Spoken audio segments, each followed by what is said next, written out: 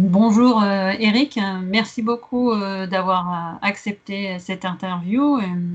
J'aurais aimé savoir, s'il vous plaît, me dire qui vous êtes. Bonjour Muriel, écoutez, merci de m'interviewer.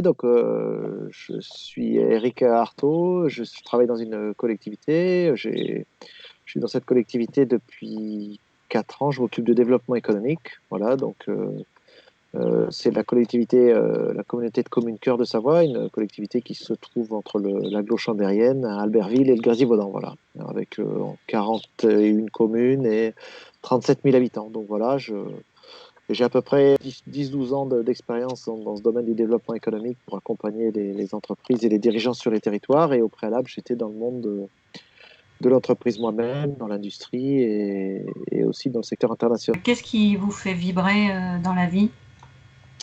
Écoutez, j'aime bien les contacts humains, j'aime bien avoir des relationnels, mettre les gens en lien, essayer de les aider, faciliter. Et puis, on essaye d'aider les dirigeants et les entreprises à se développer, à se créer, à se développer et à faire du lien et de l'interaction entre les personnes. On essaye de répondre aux problématiques et aux attentes des entreprises et des dirigeants, que ce soit en situation de développement, de création ou éventuellement de crise. Et là, on est en plein dedans. Voilà, on est plutôt des facilitateurs. Alors, on a des bonnes antennes et on a la connaissance un peu des réseaux et on essaie de mettre les bons interlocuteurs en connexion pour répondre aux attentes quand on n'a pas la réponse nous-mêmes, quoi. Donc voilà, Et c'est ce qui me plaît de me sentir utile parce que j'aide un territoire à se développer au travers de son économie et de ses dirigeants. un beau métier alors. Et comment vous vivez le confinement personnellement et professionnellement?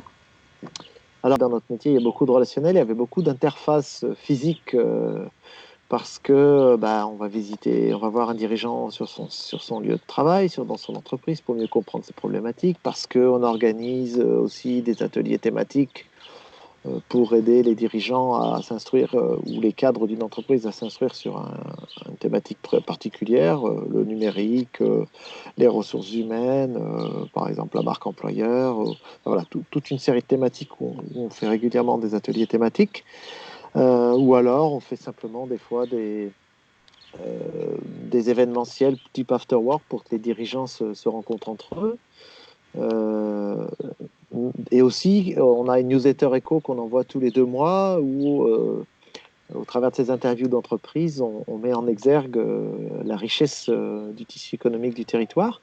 Même si je suis habitué à être un petit peu nomade avec mon PC, à toujours pouvoir me connecter un peu partout, il a fallu trouver un nouveau rythme et voir comment être à l'écoute et en proximité des dirigeants sans les voir et sans les croiser, quoi. Et qu'est-ce que vous leur apportez alors à ces dirigeants? Eh ben, en tout cas, alors nous, on est une équipe, hein, on est 4 personnes dans le service de développement économique. Donc, je ne suis pas tout seul à agir, mais ce qu'on leur apporte, c'est que vu qu'on a cette relation de proximité, qu'on a tissé et noué des liens assez forts avec nos dirigeants depuis quelques années, où on fait tout ce travail d'animation et de liens rapprochés avec nos dirigeants, on a rapidement pu rentrer en contact avec eux. Soit ils nous ont sollicité, j'ai besoin de personnel, je dois absolument continuer quand je suis dans les boîtes, les entreprises qui sont dans l'agroalimentaire, ou alors on a des acteurs importants qui fabriquent de l'emballage carton, qui sert à l'industrie pharmaceutique ou alors à l'industrie alimentaire. Typiquement, les premières semaines, ils étaient plutôt à des croissances de production, donc besoin de main-d'œuvre, avec déjà du personnel qui voulait plus bosser chez eux, mais en plus une surproduction. Notre but a été de trouver des dirigeants qui étaient plutôt là, d'autres entreprises qui avaient peut-être une baisse d'activité ou un arrêt d'activité pour leur dire, écoutez, mise à disposition de personnel, pourquoi pas du personnel au chômage partiel, enfin voir comment on peut essayer de trouver des solutions. Donc voilà un des axes. On a aussi eu des actions avec la préfecture qui a pu faire des courriers pour certaines entreprises pour rappeler l'importance de certaines activités à continuer de pouvoir travailler pour quelque part faire des fois le contrepoids des syndicats dans des entreprises un peu importantes qui grinçaient des dents. Voilà, ça a donné des coups de pouce à certaines entreprises pour essayer de maintenir un certain niveau d'activité parce que voilà, il y a quand même, c'est des exemples concrets. Et puis dernièrement, ce qu'on a fait la semaine dernière, on a posé un questionnaire 2 semaines après le confinement, quelles étaient les conséquences, à part la baisse de chiffre d'affaires, qui est pour la plupart des entreprises, hein, quelles étaient les conséquences et comment ils voyaient l'avenir. Et donc, on a eu beaucoup de réponses de nos dirigeants. Donc voilà, c'est une manière de dire on est encore là, on est à l'écoute. C'est vrai que bah, depuis ce questionnaire, il y en a un certain nombre qui nous ont demandé de les rappeler, donc on continue à faire du lien avec elles. Donc voilà un petit peu comment on gère ce confinement en étant à domicile et en essayant d'aller vers l'extérieur par des moyens modernes, quoi. Pour moi, cette crise sanitaire mondiale, c'est une occasion de changement, de ne pas faire comme avant. Et est-ce que vous avez eu l'impression d'avoir vraiment appris quelque chose et que vous pourriez l'utiliser après?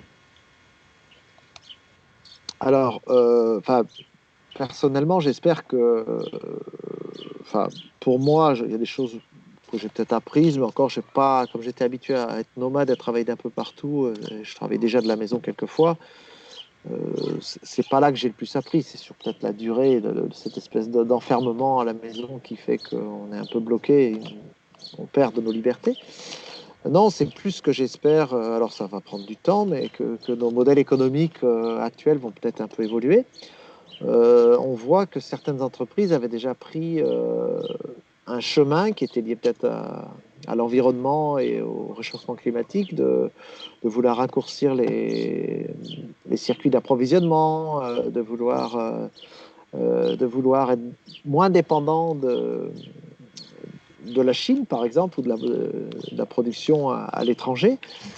Et ces entreprises-là, aujourd'hui, moi, je vois en tout cas elles sont peut-être un petit peu moins impactées parce que finalement, bon, alors certains de leurs fournisseurs sont arrêtés, mais là, je pense à une entreprise dans l'agroalimentaire, euh, pour pas la citer, je vais la citer quand même, c'est pas une belle donne, qui a des filières courtes d'approvisionnement. Alors, c'est l'agriculture, hein, la plupart, c'est des agriculteurs qui fournissent des farines, etc.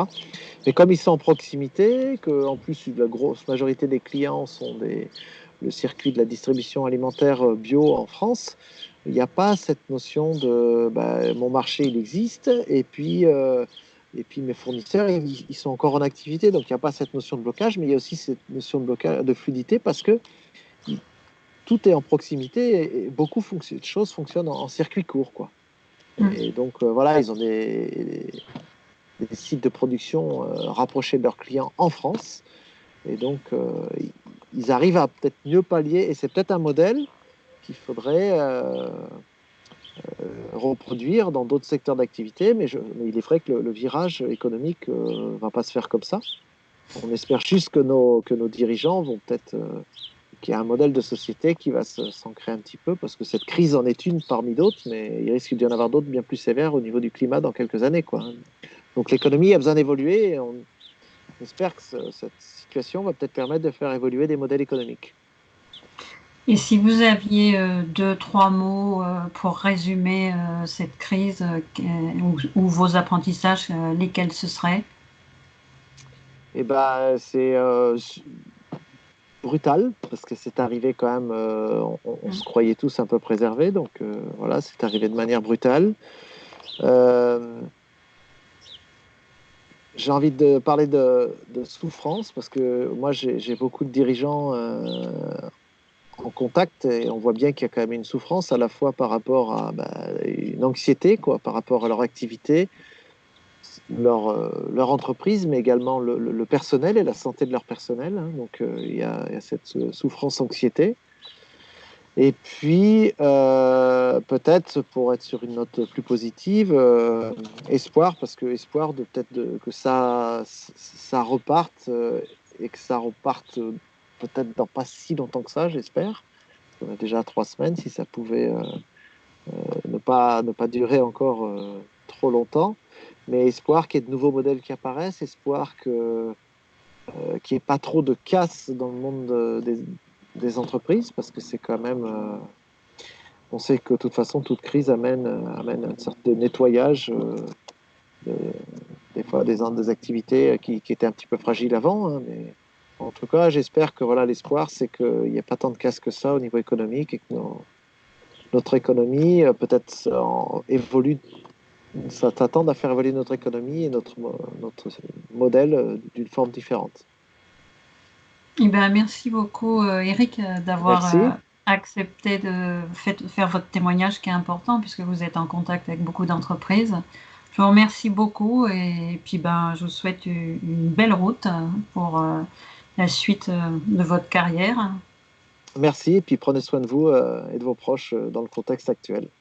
Merci beaucoup. Voilà. Je